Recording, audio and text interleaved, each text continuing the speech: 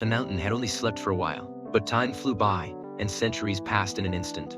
He first experienced the Jurassic period, then the barbaric era. Once tall and majestic, he faded with time. He became an unremarkable stone. After the Ice Age, he arrived in the Middle Ages. The earth was full of life, but he was awakened by some noise. When he looked up, he saw a human raising an axe to cut down the tree above his head. As he prepared to go back to sleep, a group of humans started construction nearby. To avoid being disturbed, he went deep into the mountains to find a quiet place to sleep.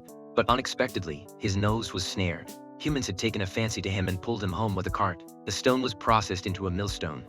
It worked there for hundreds of years. When war came, several soldiers burst into the house. They carried it to an arsenal together. The stone was crushed into small pieces. Finally, it was ground into a cannonball and loaded into a gun. At the commander's order, the cannons fired.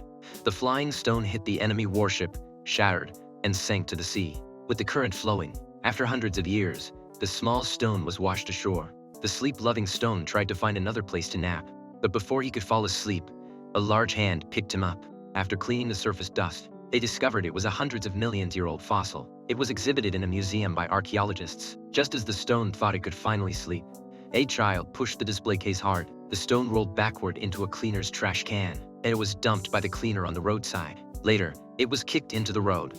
A speeding car sucked it into the engine. Grinned by gears, the stone became a tiny pebble. It thought it could sleep by covering itself with paper, but a road roller came straight for it. Crushed into debris, it was swept to the beach by a cleaner. Just as the stone thought it could finally rest, the next second, it was grabbed by an excavator. Finally, it was melted into aerospace glass in a furnace. Thus, it was installed on a satellite and sent into space.